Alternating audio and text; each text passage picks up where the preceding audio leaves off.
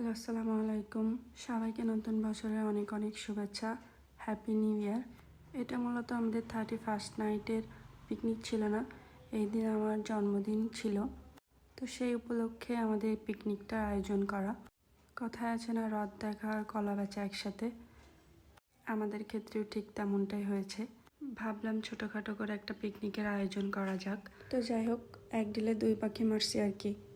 তো এই যে আমাদের জোর সোর্সে পিকনিকের আয়োজন চলতেছে। আমাদের মাস্টার শেফ আমিনুল ইসলাম গরুর মাংস কষাচ্ছে। ও আলহামদুলিল্লাহ অনেক ভালো রান্না করতে পারে, অনেক টেস্টি হয় ওর রান্না। আর এই যে এদিকে সাহিল মানা চা লাগবে করে চিল্লাইতেছে, কান্না করতেছে।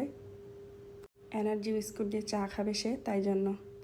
আর এই যে এদিকে আমি ইন্ডাকশন ওভেনে পোলাওটা বসিয়ে দিয়েছিলাম, কেননা চুলা একটা ছিল, অনেক রাত হয়ে যেত, বাইরে অনেক ঠান্ডাও ছিল, সাহিলের আবার সর্দি কাশি আছে। তো পোলাও রান্না করতে যা যা উপকরণ লাগে আমি সবগুলো এক জায়গা করে নিয়েছিলাম।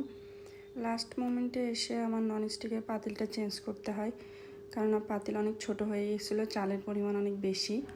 আর এই যে এদিকে বাইরে মাটির চুলাতে আমার ভাবি মুরগির মাংস কষাচ্ছিল, আমার মামাতো বোন শশা কাটে। আর এদিকে ছেলেরা বসে চিল করতেছে, মোবাইল নিয়ে বসে আছে। আমার পোলাওটাও রেডি হয়ে গিয়েছে। শীত অনেক ছিল, যার কারণে রান্নাও চলতেছে, আবার আগুনও তো আছে সবাই। আর এই যে এদিকে আমার জামাই চেয়ারে বসে বসে পা ধুলাই আর আমার রান্না দেখতেছে। সে একমাত্র ব্যক্তি যে কিনা পিকনিকের কোনো রান্না বা কোনো কাজকর্ম করে নাই, শুধু বসে বসে কাটিয়ে দিয়েছে।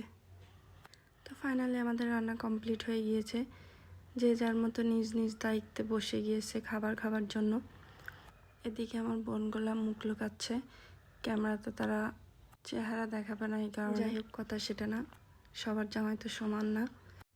এই যে আমাদের খাওয়া দাওয়া চলতেছে, আর আমার আম্মু সবাইকে কেটে কেটে খাওয়াচ্ছিল, যার যেটা লাগতেছে তাকে দিতেছে ওইটা। মানে খাওয়া দাওয়া শেষ করে আমরা আমাদের বাসায় চলে আসি, আমার বাসায় কেক কাটার জন্য। আমার পার্সোনাল ফটোগ্রাফার ক্যামেরাম্যান তো আছে আমিনুল ইসলাম, তো সে আমাদেরকে ক্যাপচার করতেছিল। মূলত আমার বার্থডে না, এটা সাহিলের বার্থডে। ওর নাকি 2টা বার্থডে হয়, তো যার বার্থডে তাকে আগে কেক দেওয়া উচিত। তো আমি বারবার বলতেছিলাম সাহিলকে আগে দাও। আর এদিকে সাহিলের বাবা, আমি মনে করছি অল্প একটু কেক দিবে আমার মুখের মধ্যে, পুরা কেকই দিয়ে দিছে আমার মুখে। এই পর্যন্ত আল্লাহ হাফেজ, সবাই দোয়া করবেন আমাদের জন্য।